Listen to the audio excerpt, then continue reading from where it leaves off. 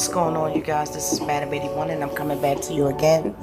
And this is from CNN, and this is about politics. The article was done by David Shortell, Greg Clary, and Chandelis Duster. So, this is something that came out on March 23rd, but as always, I feel as though it's something important that people need to know, then I will do so. And this is just a tidbit of what's been going on behind the scenes as we face this pandemic.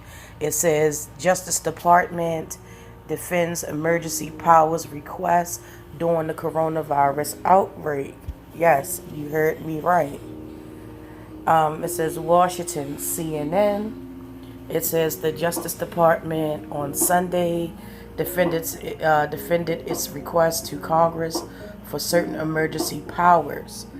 The coronavirus pandemic, after lawmakers and legal advocates said that some of the protocols infringe on civil rights. Last week, the Justice Department submitted a list of requests to lawmakers that would, at their timelines, that the legal cases unfold on as courts have shown down and closed across the country, according to the documents obtained by CNN. The proposal, which included clarifying language around federal judges' ability to delay or prolong criminal and civil cases, drew swift criticism for progressives and civil libertarians who claim that the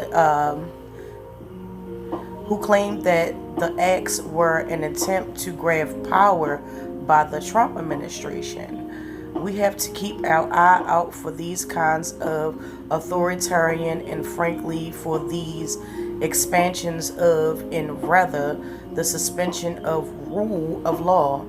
It does not matter how urgent times are. We have to make sure that we retain our civil rights. Democratic Representative Alexandria Cortez of New York said. And if you don't know who she was one of the freshmen that came in. She is a bartender. Well, she was a bartender in New York City, and the Republicans don't like her. Whew. Let me just say that.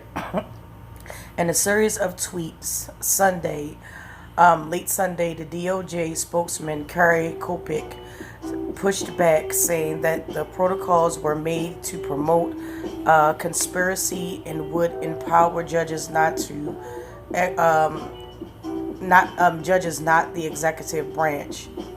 The goal of these provisions is to ensure that the justice system continues to operate effectively and to harmonize what has already been done on an act-habit basis by courts around the country.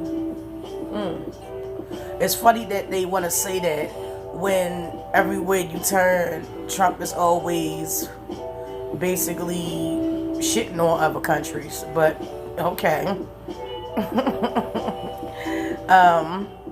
It says the bottom line, the protocols legislative text confers powers upon judges. It does not confer new powers upon the executive branch. Well, technically, why would you want to have control of judges? Judges set the tones and everything like that.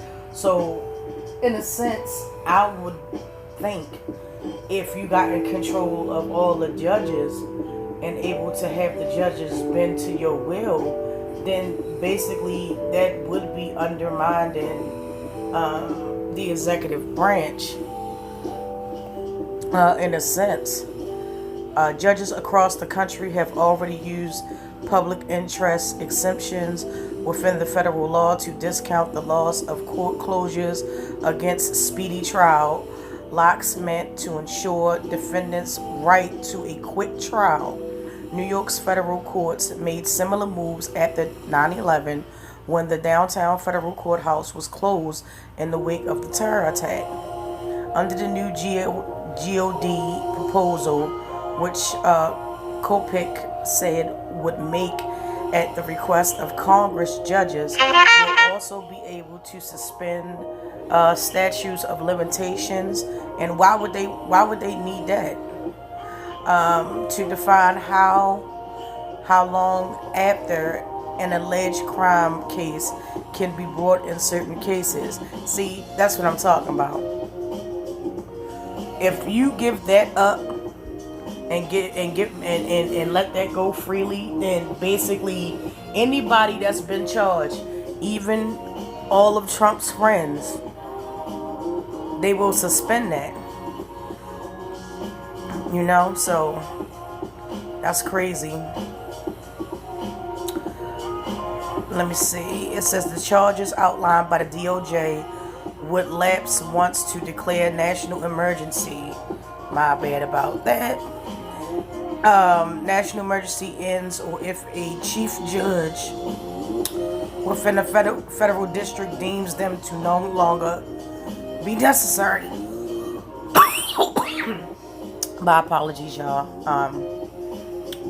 But see, that's what I'm talking about. Like, if you think about cases of where Trump's former cabinet members have been,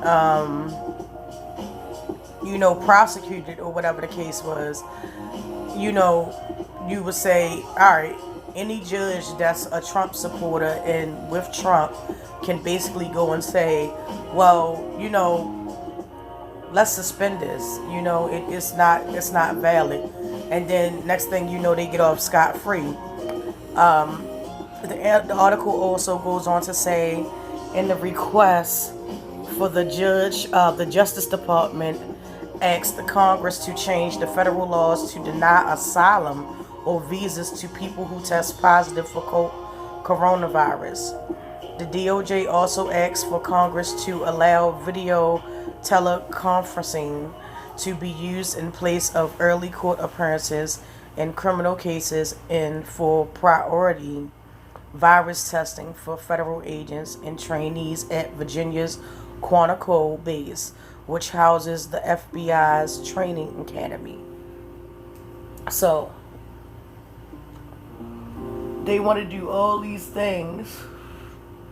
I'm not saying that it's not a priority, but given the certain circumstances that is now going on, now is not the time to make rash and hasty decisions and essentially give up your civil rights. Like, give up the right to have due process, give up the right to have a speedy trial, give up the right to, once you get those things out the door and they are non-existent, if you get locked up, it'll trickle down, and let me talk to my lawyer, will that still apply? I definitely have questions, and I would definitely keep you updated on that, but it seems like they have been doing a lot behind the scenes in terms of going and trying to sneak little things in, and you have to also understand it's always and always will be for the betterment of the Trump administration. Just earlier today, I think it was Missouri, the state of Missouri, the governor was talking to Trump and Dr. Fauci, and he was like, look, we don't have supplies. When we order supplies, they cancel our orders out.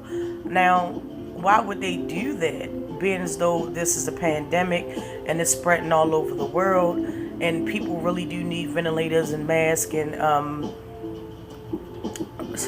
gloves and just things to protect them, and also to be able to serve the people that are being affected by this pandemic.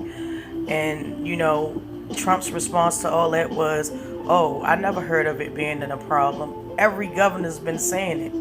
Every governor has been saying, look, we have a problem. So that just goes to show you we have an incompetent president. I refuse to call him a leader. I refuse to call him a president. He's just incompetent. And everything that he does. And one of the sad things about it is that the professionals, the people that have dedicated their lives, have worked through countless of many administrations. They're just there and along for the ride. I mean, it's only so much that they can do. It's bad when your own group and team of people, insert any department, comes against you and was like, hey, this is wrong. This is not what it is. So, man, only thing I'm going to say is whenever it's time to vote, even if you don't vote, and I know that your vote really doesn't matter, let's try not to bring him back. Him or anybody in his family line, as far as presidencies go. Like, please. Like, this is ridiculous. But, again, this just shows you that they're trying to get emergency powers. Emergency powers can always often become the new norm. And with that being said, you guys, I'm going to get out of here. Thank you so much. Thank you also for everyone that tuned into my last live that I did.